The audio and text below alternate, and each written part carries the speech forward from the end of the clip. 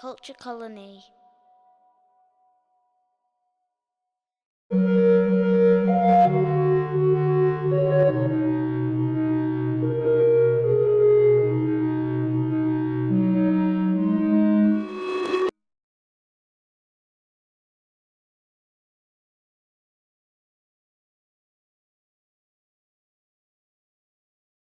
Bob's reviews on the internet, except you're not.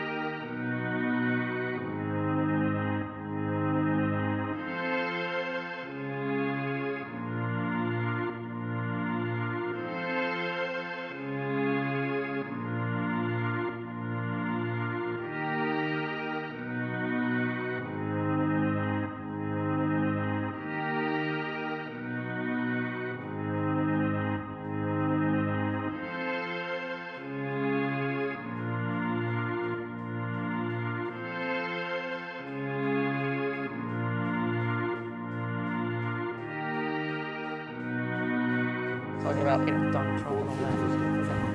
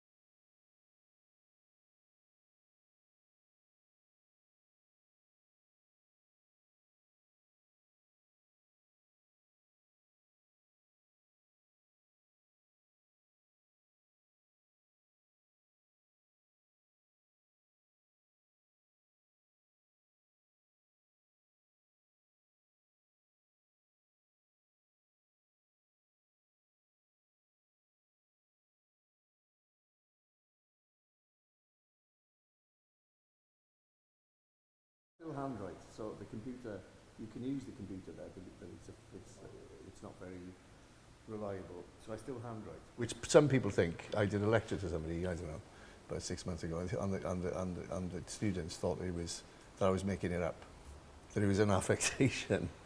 But it is, because it still feels like me. If you haven't done the play for, you know, it's like coming out of jail or going into jail. Depends. Some days it's definitely like being in jail. You know, you write something down, but I mean, you know, I've been doing it since 85 or something, which is a long time. It just feels like you when you use a pen and a piece of paper. Hardly anybody, if you go to supermarkets to buy your paper, there's hardly any, it's a very tiny shelf, hardly anybody buys stuff. But I think that it feels like me, and if you haven't done it for 14 years, it's a good place to start. Does it feel like work then? Because at the end of a period of writing, you get that cramp because there are muscles you haven't used before. And it's a bit like Ernest Hemingway. You used to think he wasn't actually working unless he was actually standing up at the typewriter and was actually sort of physically exhausted at the end of the day. Yeah, you get a lump here, yeah, and It's called writer's lump, isn't it? writer's lump, yeah.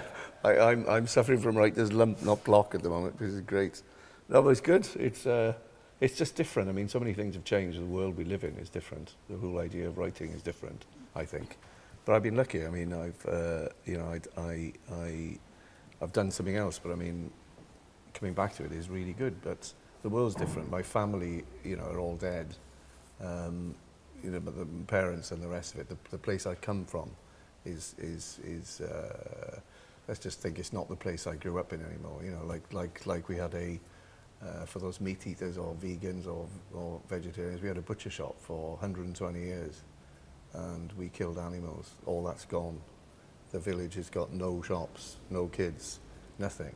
So after when you think about all that, you think, God, are we better off? Are we worse off in a time? Then there's plenty to write about. The thing is organising it into a shape which people might want to watch. But at 55, I'm not interested in the career. You know, I mean, if the next play is a full stop, and only a full stop with no words, I don't expect anybody to come, but, you know, I probably wouldn't have the ego to call it a play either. So that's the full stop. So that's the writer in the assembled company. The next is a visual artist. Rabab Ghazul is a Cardiff-based artist who in 2015 represented Iraq at the Venice Biennale.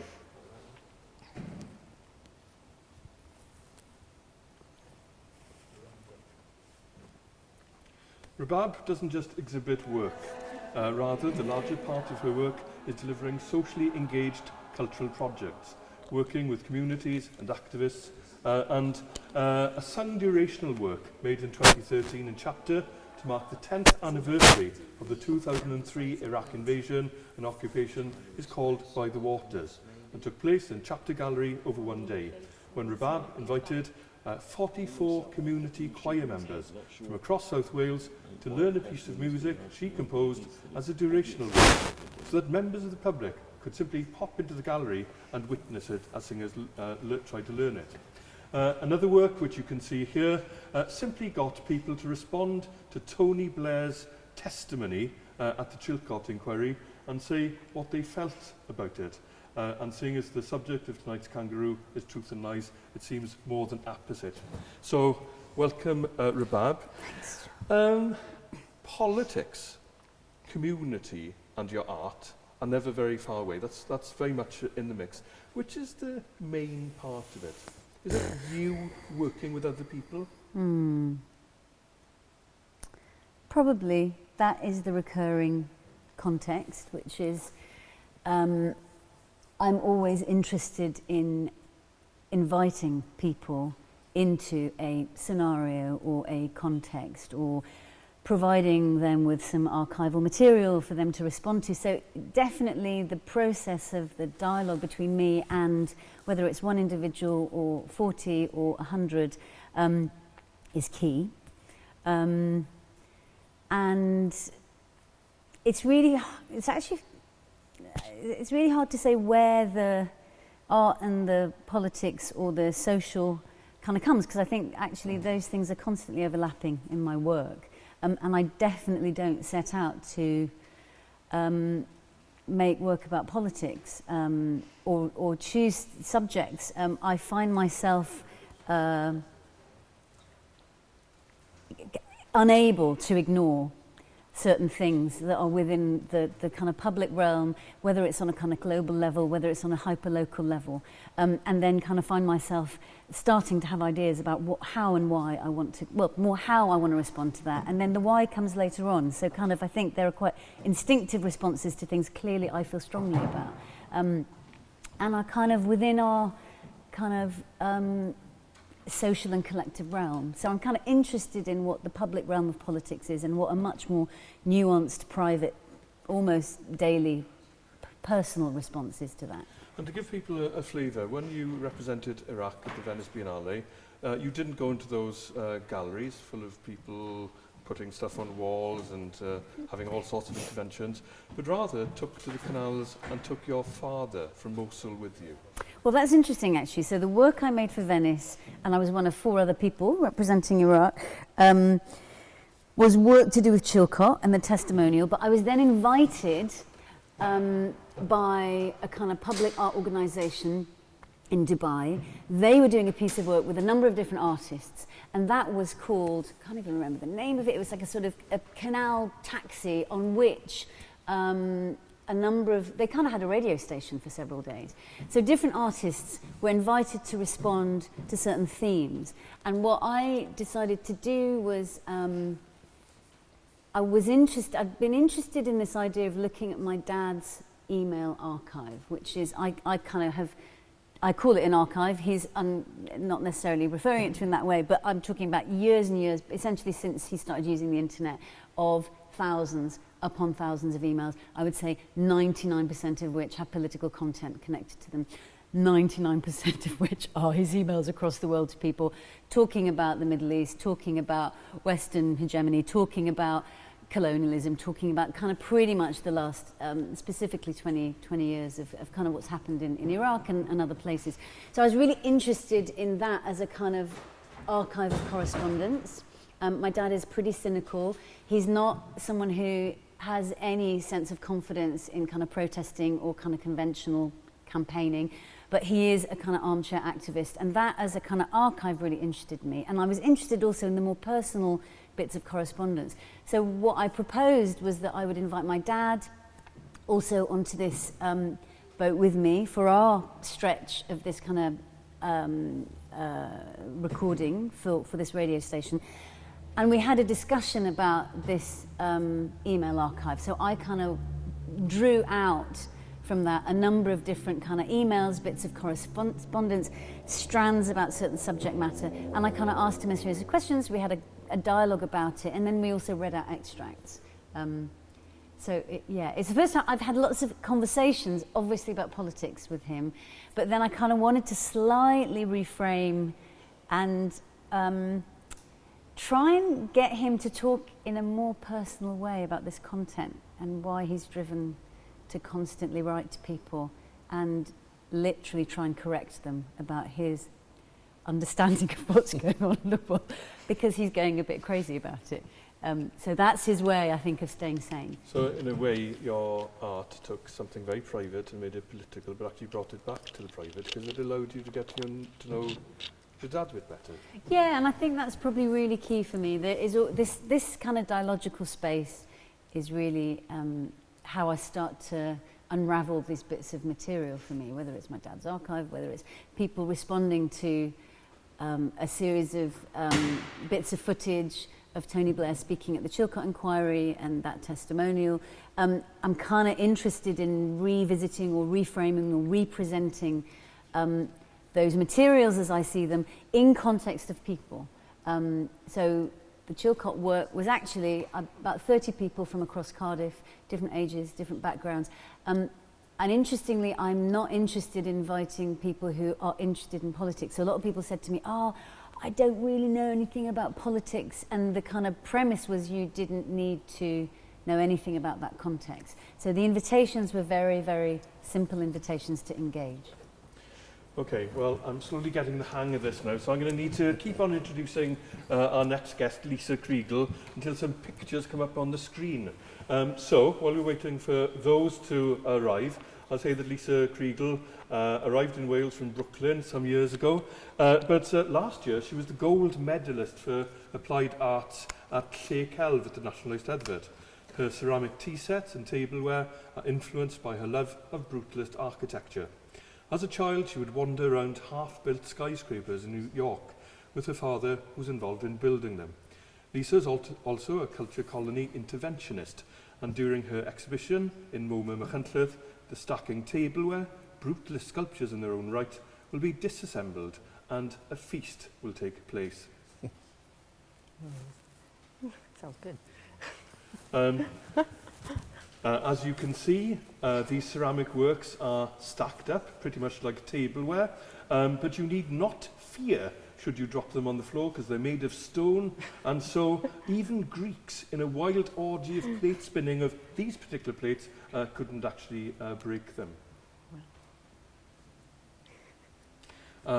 Lisa, as I said, is also a culture colony interventionist, and so she'll be going to MoMA Machynlleth and actually getting involved and intervening there. There is one intervention at Machynlleth at the moment by Edwin Burdis. He's been taking over the sculpture piece there, and I think just to give a flavour of what's going on, by which we tease what Lisa's going to be doing, we'll see some shots of Edwin Burdis's Dean Bach. Or maybe we won't.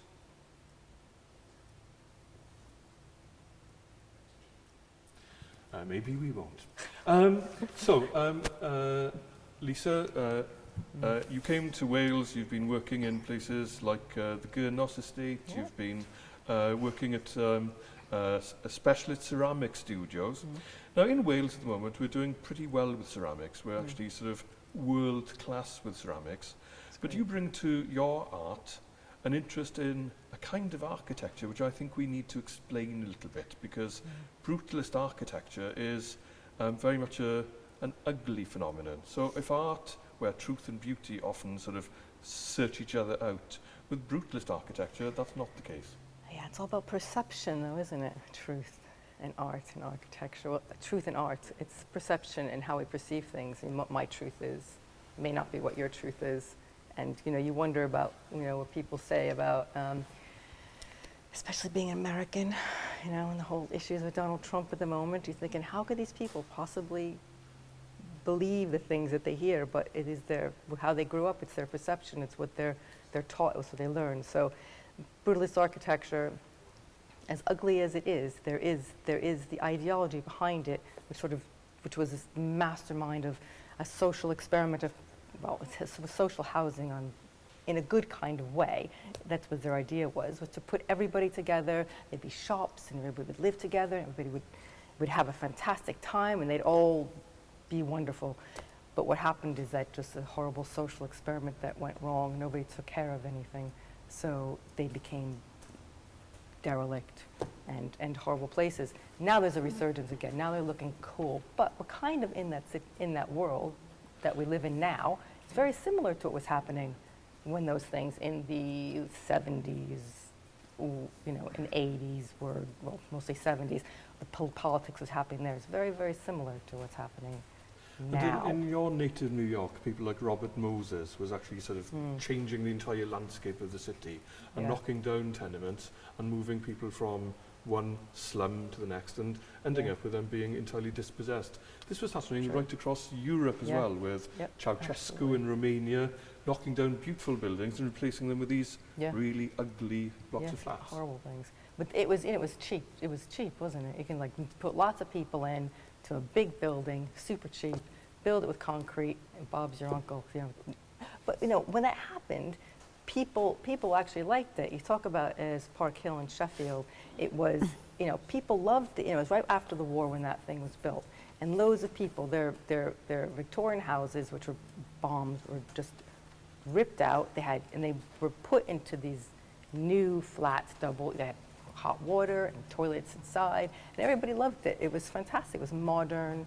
It was the future, you know. So that utopia was you know you know, I think there was a good heart in the whole thing, but just doesn't work. Heart's So gone now. Well, of course, it didn't work. when I introduced my 3 guests, I said I had 3 guests, but that was a deliberate lie, because there is a 4th one lurking away from the sofas, but in his shed. So I'd now like to go over to our guest reviewer, whose surname I genuinely do not know, but his name is Bob. Hi, my name is Bob, and you are watching Bob's Tool Shop Review on the internet. Yes, you are. Except, no, you're not. And you're not because when Bob received his invitation to this hoo-ha, he did not read it properly. And now, here I am in a situation where I do not belong with people I definitely do not understand. I mean, this is fair. You have olives and a couch, and I had to build my own fucking bench. Anyhow, I'm here, and I'm gonna make the best fist of things that I can. Besides, I think there may be a connection between our goals. The program that you've been watching so far, and will continue, is a roundtable conversive affair where heavyweight intellectuals will sit and grasp at the ever-slipping tail of the truth. Coincidentally, my show, hosted, by a suspiciously single middle-aged man apparently living in a shed, is dedicated to the impartial review of power tools, outdoor equipment, and survival. Can't see the link. Okay, well, let's look again. Why does any review show exist?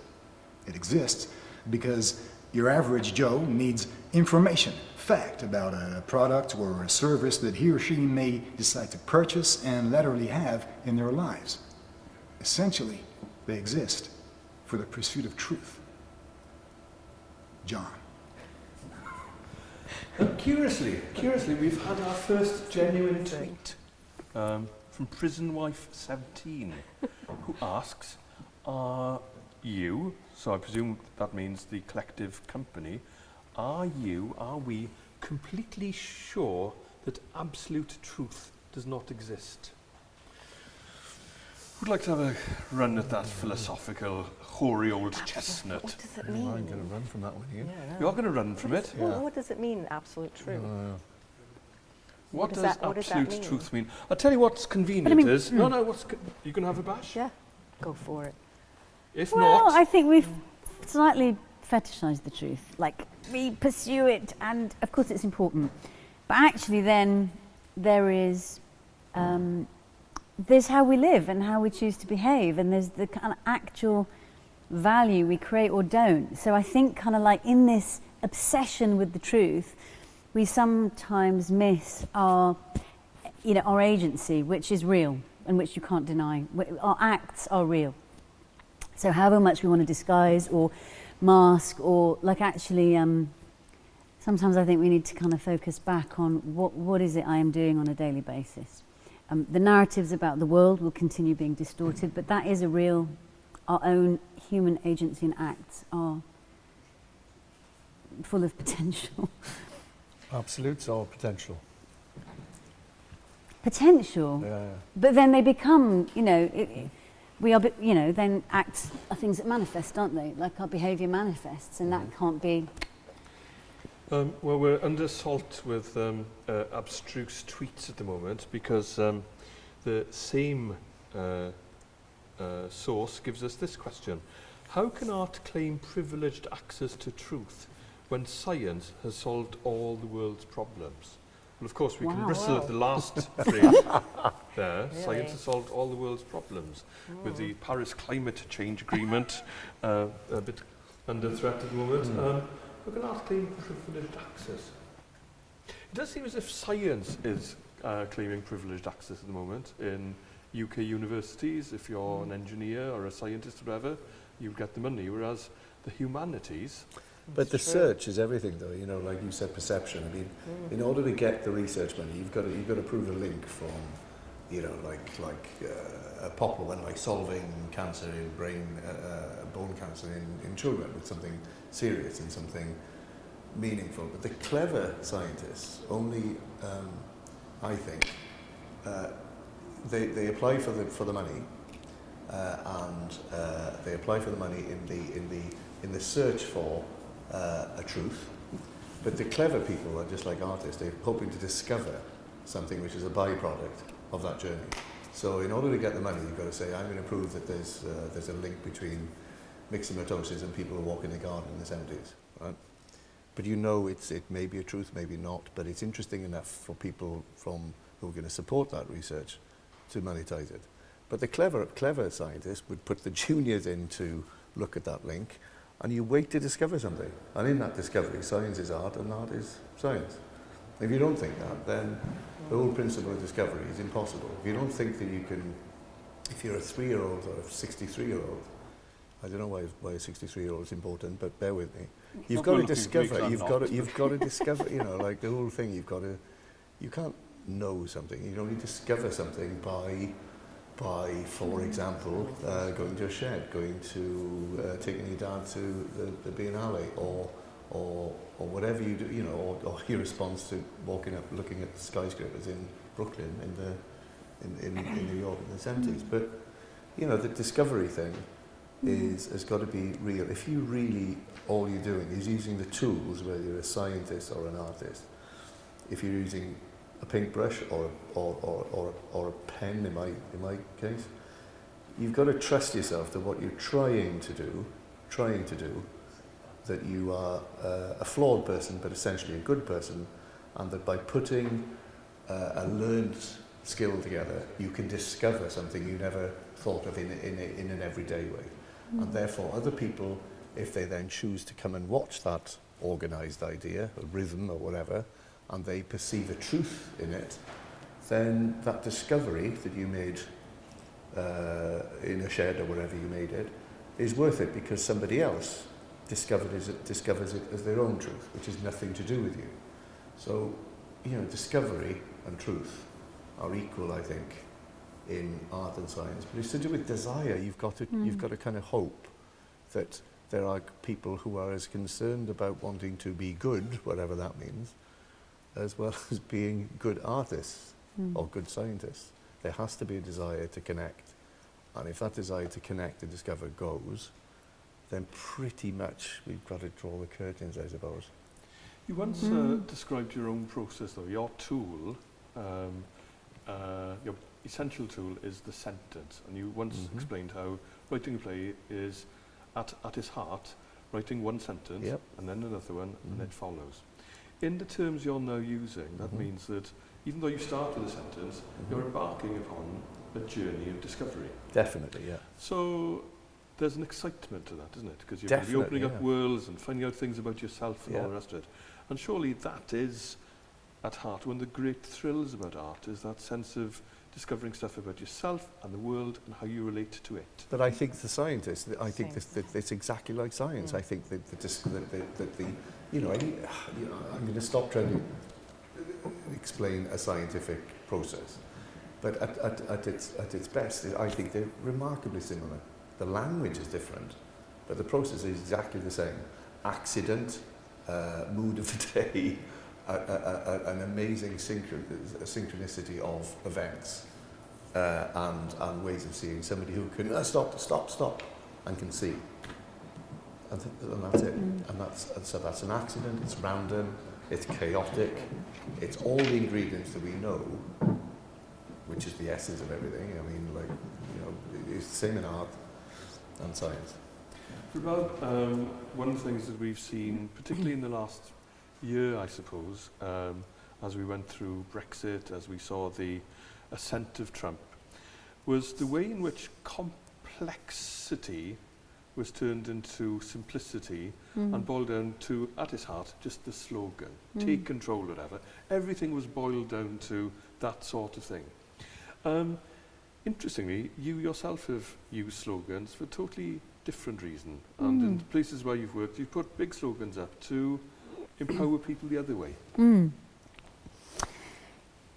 Yes. I don't know if I'd call them slogans. I don't know if the people that created them would call them slogans. But actually also there is those texts. I work a lot with text. And the texts that end up on a placard or on a billboard or as part of, I don't know, we created a project with a group of teenagers. We did, I think, maybe 19 or 20 site-responsive, text-based installed works in Pennygroig. But actually, the process of getting to those texts took a number of months. And actually, that was text that they ended up editing and distilling through layers upon layers of dialogue, conversation, actually conversations about politics, conversations about their relationship to power, their articulation of community, their dialogues with other people. And what I do a lot in my work, especially with young people, but within, I say broadly, kind of community contexts, I generate a lot of material from the transcriptions of those texts. So we end up with just often hundreds and hundreds of pages of transcribed text, and we work with that as a material, basically. So people then can actually work with literally seeing what they have said and what they have spoken, because when we're speaking, we're largely speaking quite unconsciously, and it's actually interesting to go back to transcribed material. And we work with that in the way you might with clay or the way you might with paint. But actually what's interesting is people then often navigate through that material. And because of the context often of the project that we're working on, the kind of themes that are emerging and the dialogues that we're having, what ends up as a series of slogans or placards or billboards emerges out of a kind of quite, I would say, a layered process. So I think if I turned up working with 10 teenagers in Pennygroig and said, what do you feel strong about, you know, what do you feel strongly about, let's put that on a whole lot of placards, I know what those answers were because we had those conversations the first time or second time we met. And my interest is in kind of almost displacing people from the kind of obvious responses and kind of taking myself and them on a journey, which means we have, we kind of end up with texts that may well have some of the same issues around kind of power or agency or belonging or identity or place or history or language. But there's been a kind of process of refraction and movement and shift to something. And I think without that process, work becomes really quite tedious, actually. It's like, what is the kind of journey that people are going on? So I'm kind of constantly interested with my own work as an artist and within context when I'm working with other people, for example, cultural projects, community projects, where I'm not necessarily authoring all that work. I'm kind of interested in this displacing process, which is interesting when we talk about the truth, because we don't want to displace ourselves from that at all. We're outraged at the constant construction of narratives, and how do we navigate these narratives, and what's the real, what's the fictive, what's the constructed, what's concoction.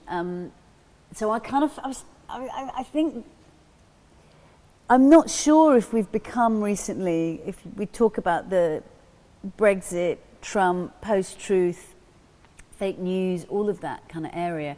I'm personally quite wary of this idea of we are now living in a post-truth age or in a kind of fake news age, because I actually think the same thing's essentially going on, which is propaganda is necessary to continuing to control people in extraordinary ways and shift wealth around in extraordinary ways. And I think what happens is the propaganda around us is so sophisticated that we're now obsessing with fake news and kind of, you know, post-truth and having endless dialogues about that, whereas I actually feel the same things are going on, which is there is a monumental kind of hoodwinking of ordinary people in order to kind of control and kind of continue to dominate and continue to play out the same kind of global colonial imperialist projects, whether that's literally on our doorstep and the disenfranchisement of people locally in,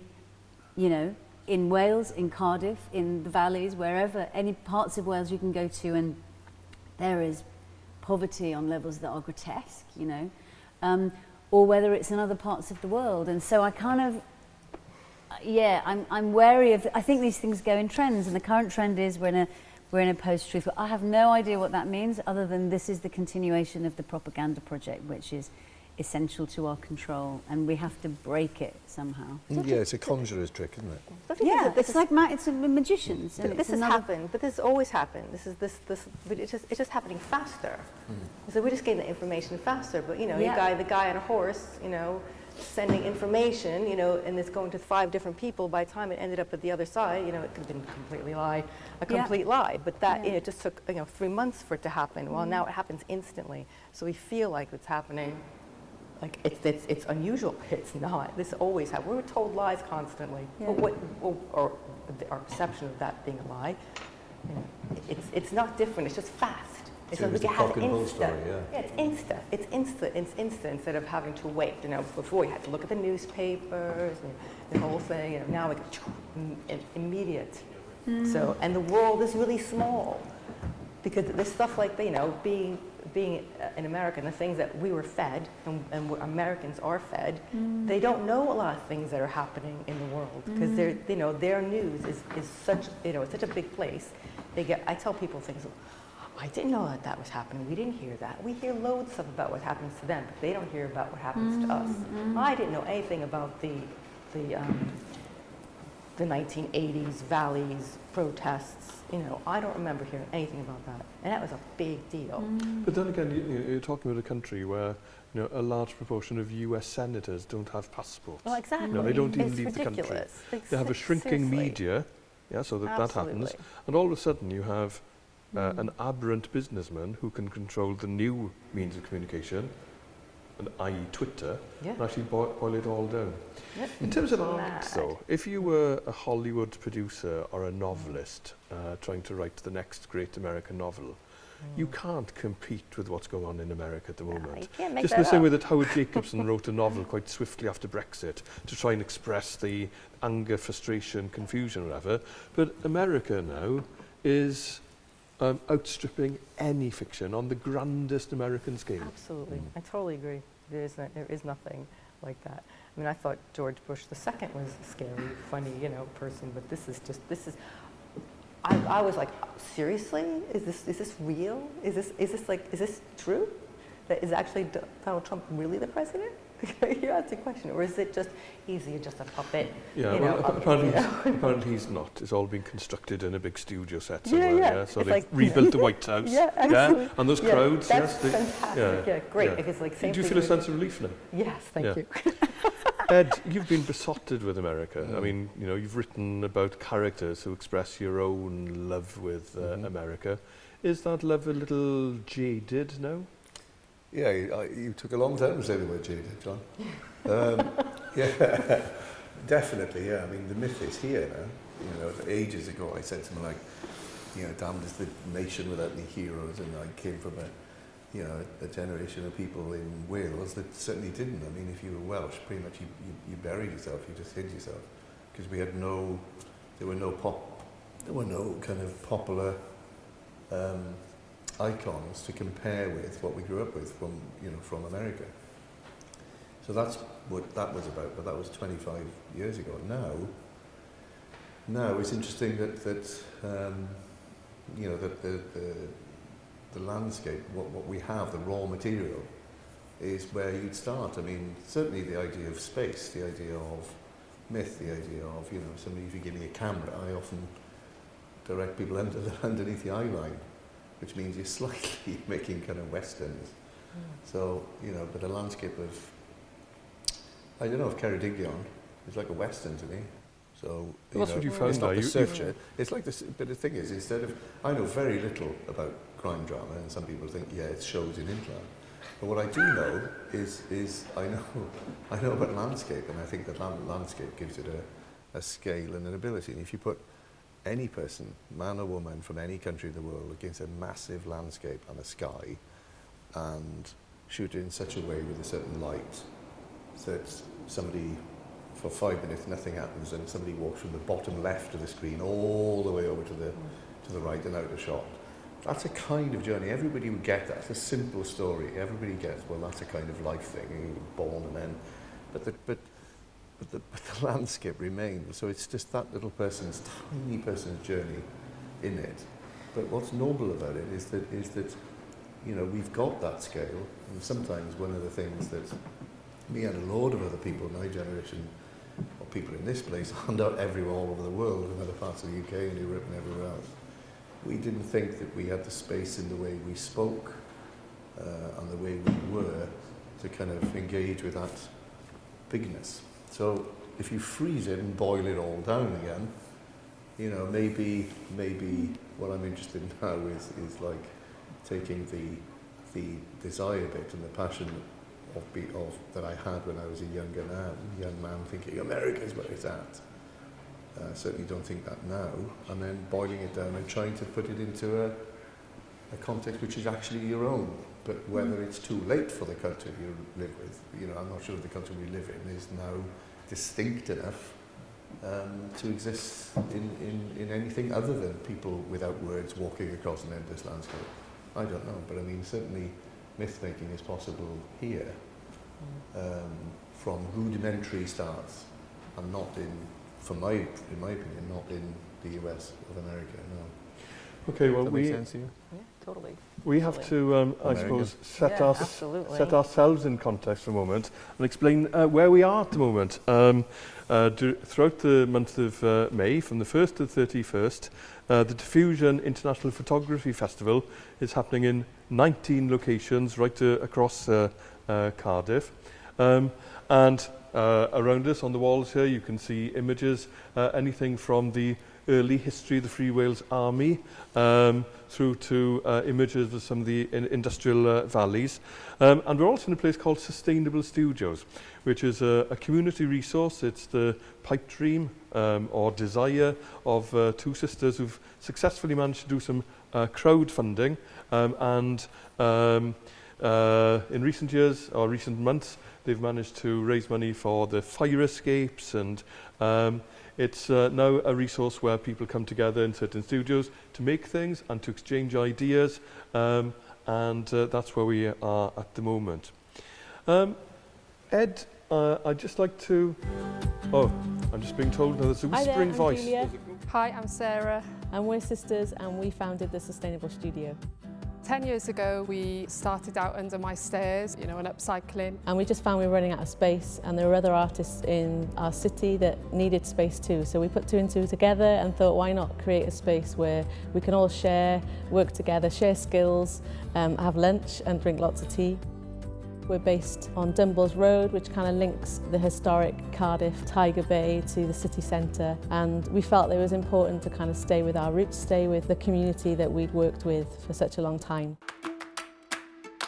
We built the space for artists, creatives to kind of work from, but the vision almost became bigger than that, and we thought actually we need event spaces, we need theatres, we need a dance studio, we need somewhere to record music, and so the idea of developing this space actually will give room for all those things to happen, whether it's an exhibition or workshop, just for someone to kind of trial an idea for a year or 6 months. It's such a huge inspirational space. I've never seen my students so excited to be part of the arts community, and it will open up future links within the college and the people here, and just for them to meet other people working in the creative industry. We have currently lost our dance studios, which is based under the railway arches in John Street, and for us to be able to use the upstairs space would be absolutely amazing.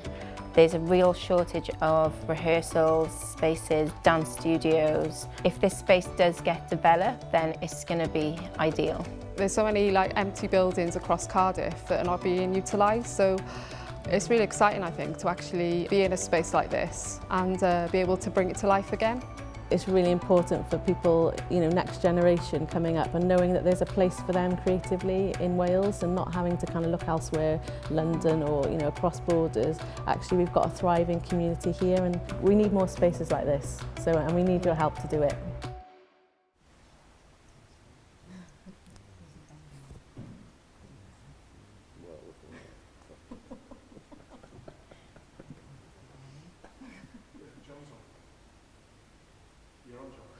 That's a whistle-stop tour of Sustainable Studios here in the industrial expanses of southern Cardiff. We've had another tweet. It's by someone who spent many a long hour coming up with his name. Ayatollah Goat Lord, and he asks this question. Which lays greater claim to birthing which? Art to elevated consciousness or elevated consciousness to art? First contestant, please, on that one. Are these things indivisible? Can we actually pin them down to one or the other? I'm not sure we Clever. can. She's turned that question to another question. Are they indivisible? Probably not. I think it all goes hand in hand, doesn't it? You have to do both things constantly. You have to juggle these things around, don't you, in order to make things happen, for sure. In the age when art is essentially a mashup, Ed, would you like to mash this up? You've got to juggle. Juggle's the new black. Yeah, totally. We definitely passed on. We could be politicians going on in this way. We've been taught well. Yeah. Let's talk about truth in your art then.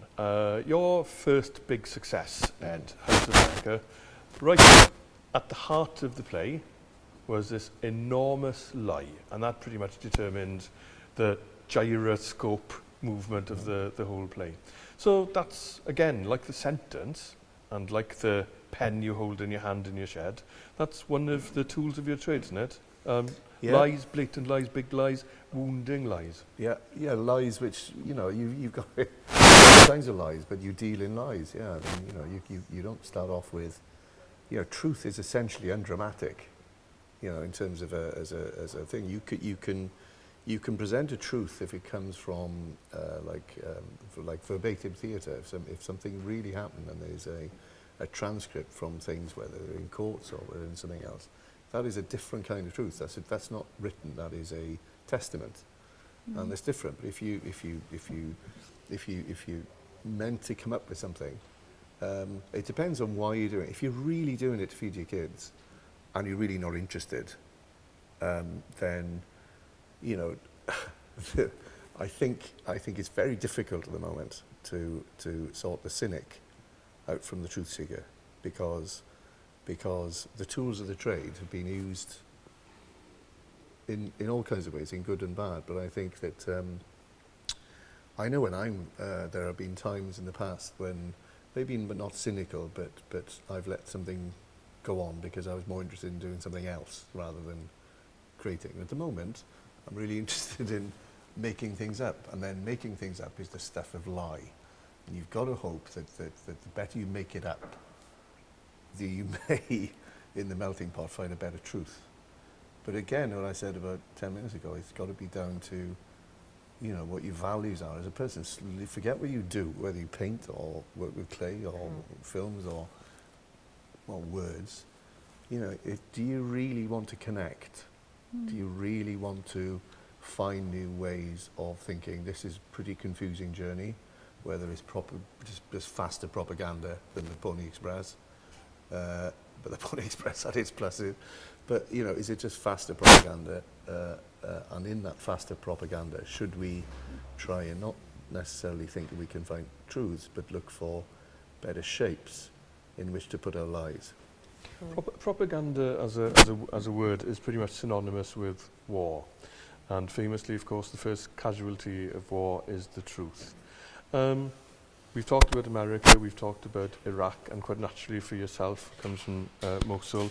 The lies that shored up the war in Iraq is something that obviously vexed yourself. It must have filled many, many, many of those emails your father sent out to the world. And in the little clip we saw, you recorded people responding to Tony Blair's testimony at the Chilcot inquiry, where, if you like, an inability to face up to the truth was institutionalised. What sort of reaction did you get from people when you said, I'd just like to hear what you have to say about this? Well, I actually gave people quite specific tasks in response to some of that material. So, first of all, I think I asked, I filmed people and I asked them I filmed them with the sound turned down, and I asked them to simply describe without mentioning the name Tony Blair, what they thought they could see in as much detail as possible. So they were describing the body language of... A whole range of things. So people would say, oh, well, I can see a man in a suit, he's wearing a blue suit, kind of red tie, he's kind of looking kind of shifty. I mean, you know, or I can see a man, he's got his glasses on, he's shuffling through his papers, he doesn't look kind of guilty, he looks quite kind of at ease, he looks very but what was interesting is every single person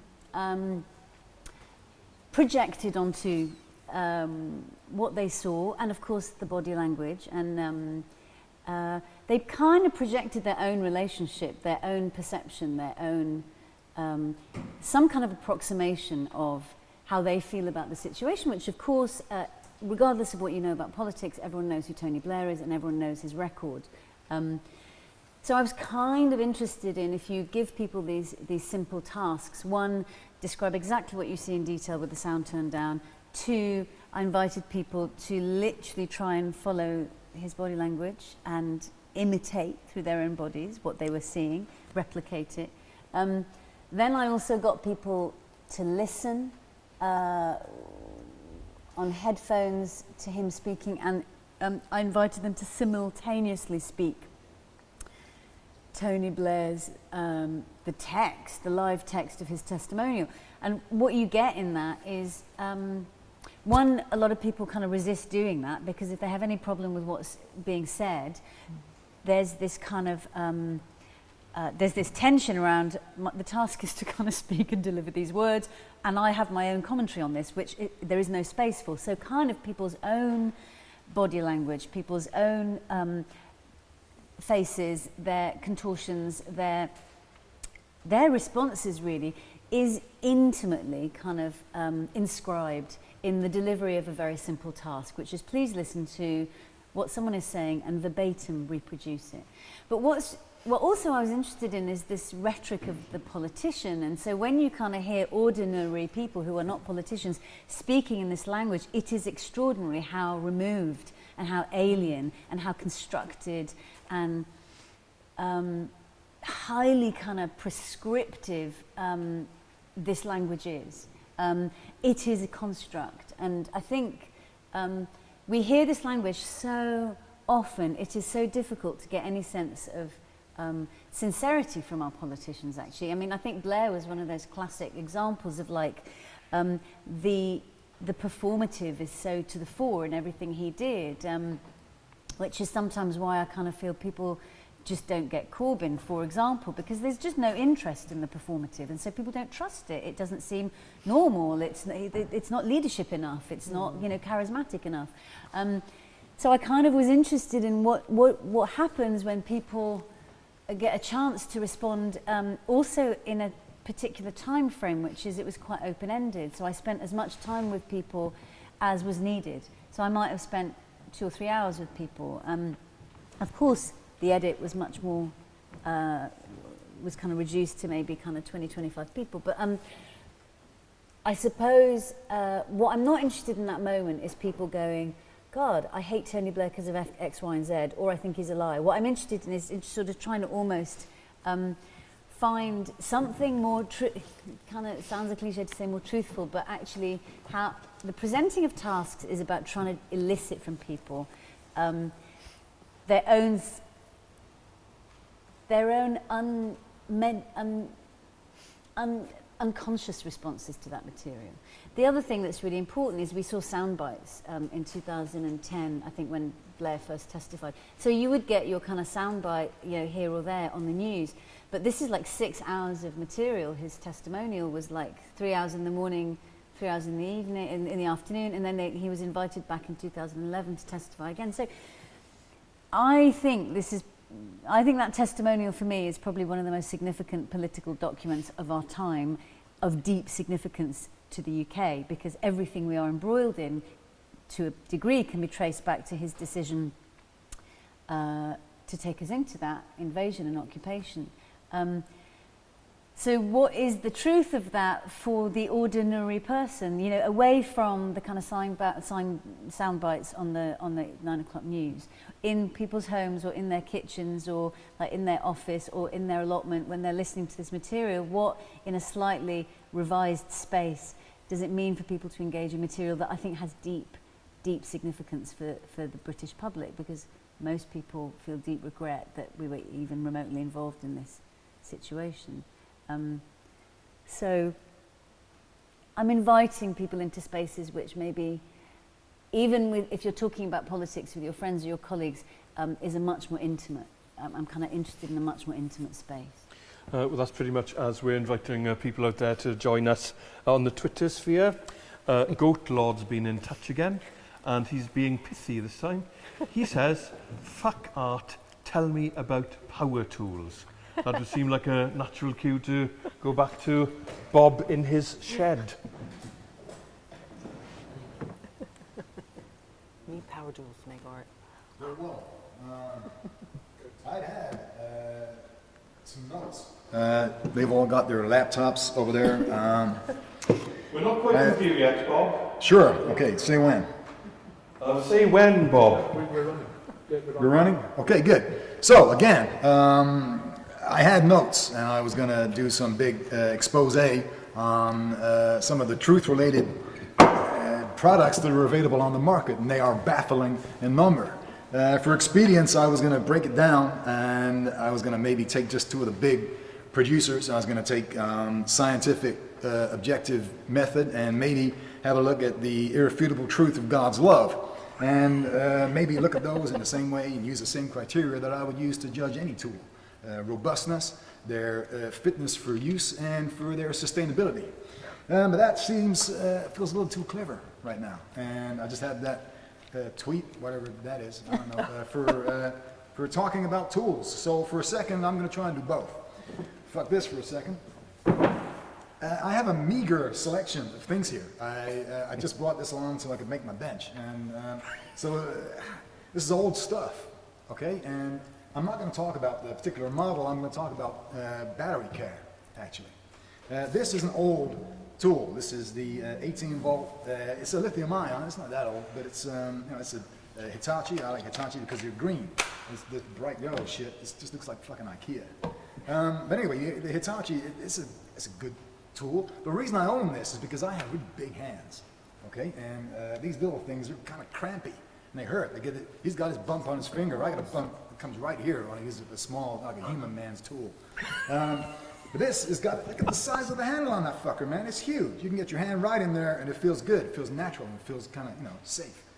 But the battery, that's what I was talking about. Right, okay, so your modern battery is a slide-on battery, usually. And they're all, you can get up to you can have an 80-volt battery now, okay? But, people like their 18s and their 14s maybe.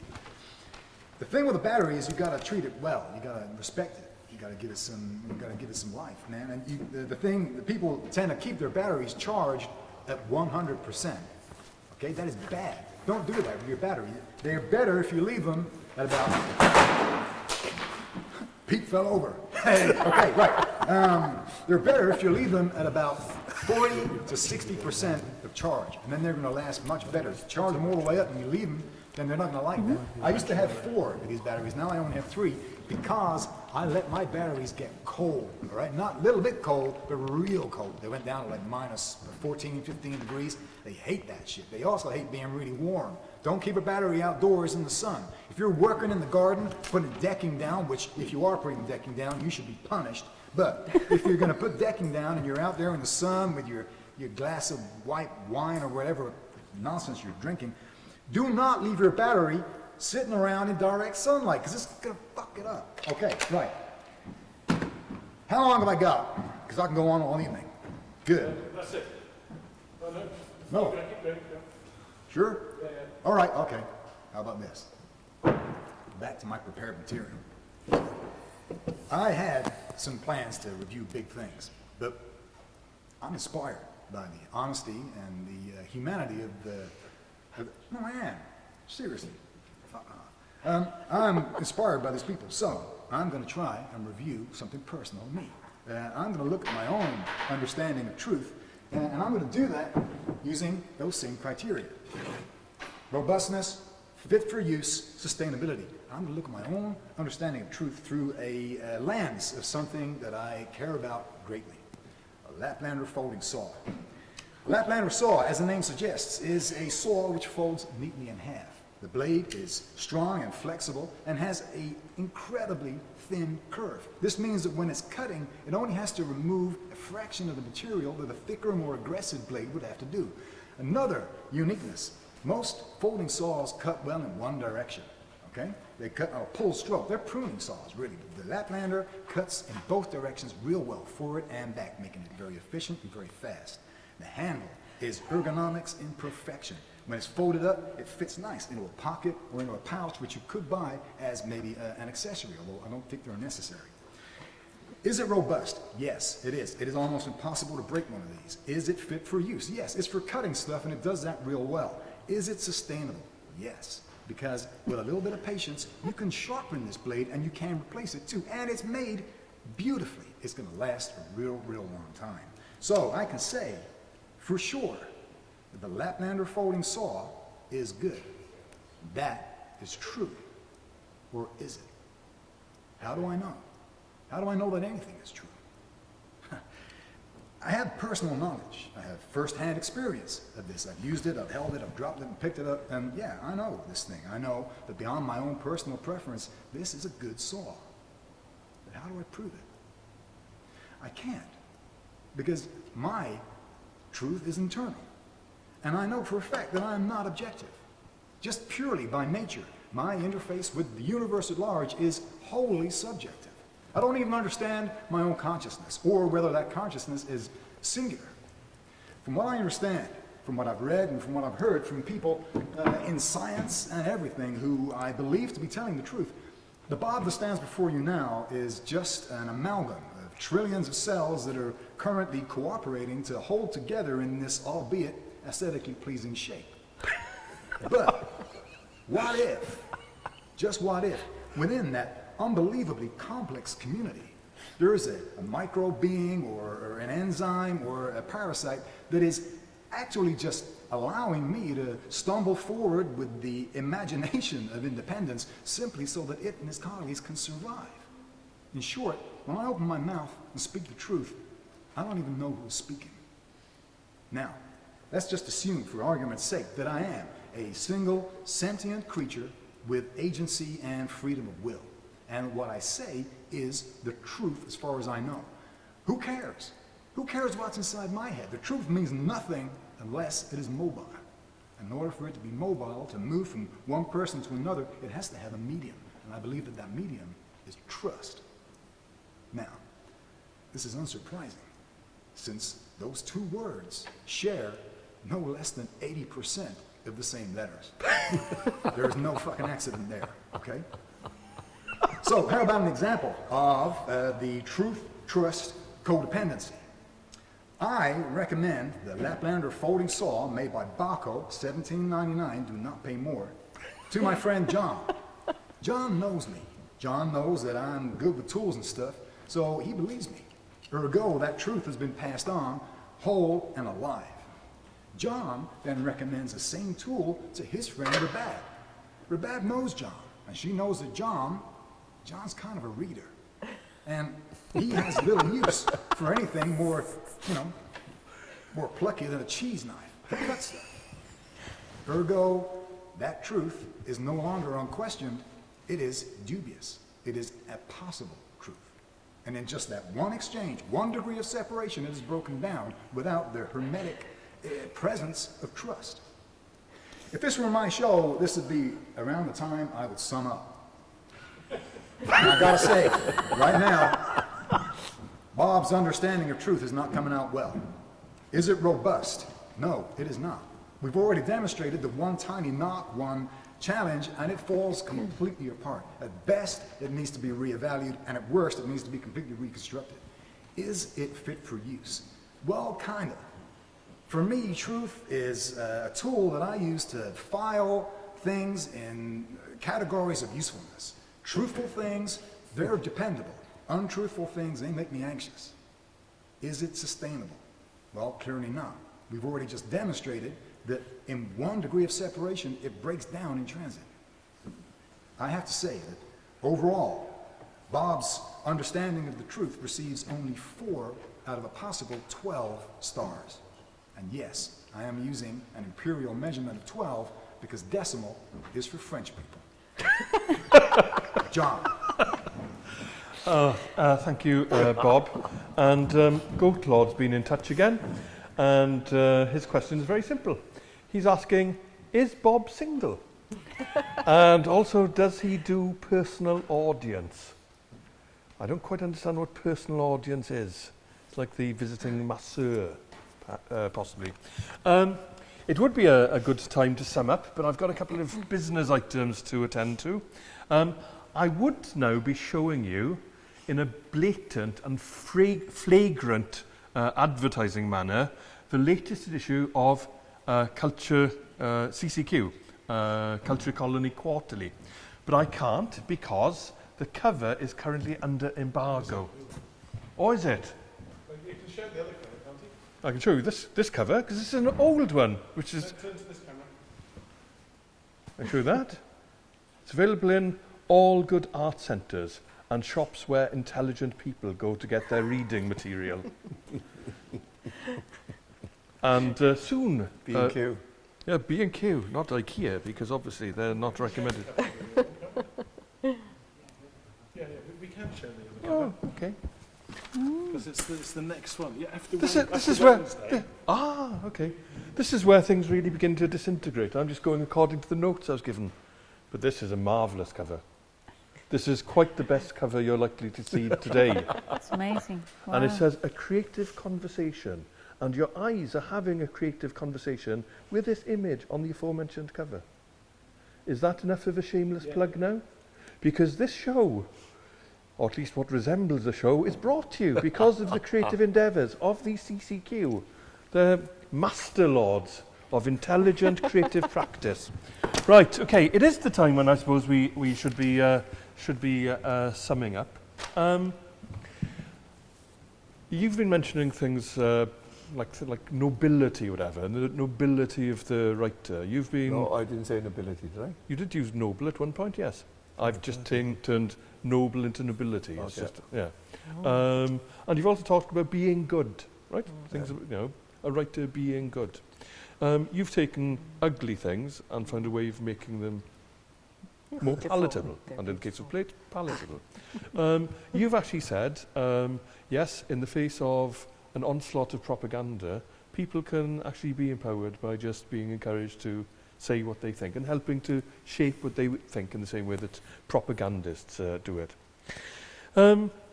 The tides of man have changed, and I never thought I'd use the word totalitarian, and I do feel as if I'm on the brink of something, and the last few months have been a time of nervousness and anxiety. But art is transcendent. Art is a tool to cope with things. So how can art actually now sort of, fight against the great dark waves that try to engulf us? In many ways. If anyone else wants to chat? Well, I mean, art is so many things, isn't it? Like, I mean, I don't necessarily think, perhaps, there's a. I think it's difficult to say, folks. Society is in crisis. Poverty is at appalling levels and getting worse for many people. Our politicians are kind of bankrupt in many ways, but go to this gallery and have a look at this exhibition. It's all going to be solved. I don't think it's necessary. There are so many ways of consuming art. What I think is of great potential is a way to rethink and re-envisage what the possibilities are. And everything that you were talking about earlier is about some kind of journey that the artist or the writer goes on, or the musician or the whatever, which is like we're asking ourselves questions and we go on a journey and we try and actively engage in answering the question, or maybe not even necessarily answering. So I think what art does, or what the potential of creativity does, is it keeps inviting us to ask questions again and again and again and try and find those answers in a myriad number of ways. I think we've got to ask questions about the kind of world we want to live in, about how we want to behave around each other, about what is important to us, what's valuable. I think artists are always asking those questions through their work, through their actions. It's really important for us to facilitate the ability to be able to be creative to children as well, because right now our government doesn't want art in schools, and then it's not really important, but that is the soul and the heart, isn't it? And art makes people creative to become good scientists and mathematicians and doctors and all those things, and it's just without it becomes a dead society. Really Even important. in discussions of art, the real world can intrude, and sometimes in a very excellent way. Macron has been elected French president, so that's a little beacon of hope Thank on the God darkening for that. continent Yeah. of Europe. Yeah, now I can't move to France. That's a good point. It is. Yeah, France has got slightly better now as it moves away from the right, but you can't move there. No. So all of this is purely right. academic. Exactly. Ed, British concluding thoughts, I passport. suppose. You're in your shed, you're writing this play, you're on a journey of discovery. What are you finding out about yourself now and the world now that is different from when you first started to pen Blaze many years ago? It's a completely different world, isn't it? I mean, the whole everything, the whole lock, stock and barrel is different. But the thing is that just because we may be that we've seen the best of the world, you know, like maybe we've peaked, you know, the best is behind us, not just because we are over 30, 40 and in my case 50, but even if it is that we've seen the best of the world, then maybe we can find better resilience. I find myself laughing more through hopelessness. I've got a theory of grace through hopelessness. And it makes me laugh a lot and laugh harder. Be resilient and laugh harder. And it works. It works for somebody who's not particularly interested in massive exercise. But I think it works for mental stability as well. And I think grace through hopelessness means that try and be quick. It's kind of that there's outside the window is a desert. A daily desert, nothing changes. Occasionally, there's a little green shoot of recovery that comes through this endless desert. The thing is that I know that by nightfall, the sun will have withered that, will have burnt the thing to a crisp. But I will enjoy the fact that even in an endless desert, it comes up for a little bit and it's green in an otherwise non-green world. And it's fine that it'll be dead by nightfall, right? And the next day, it won't happen, and it won't happen, and it won't happen. But the state of grace is that I enjoyed its greenness for a short period of time, right? And the hopelessness is funny, and you just laugh harder at the increasing hopelessness. And I find it very comforting and not depressing. Grace in hopelessness would make a very excellent T-shirt slogan. It also is better to concentrate on the point when the little green shoot appears and before it actually falls apart. But it remains me to thank the CCQ team for staging this first episode of Kangaroo. The word that normally follows kangaroo is kangaroo court. But to Ed Thomas, Rabab Gazoul and Lisa Kriegel. Rabab. You got it? I did get it the second time. You got it? And Lisa Kriegel, thanks for being our guest. And of course to Bob in his shed. Never will power tools and metaphysics blend so seamlessly again in human history. Thanks for watching. Diolch yn fawr am wrando. Yeah.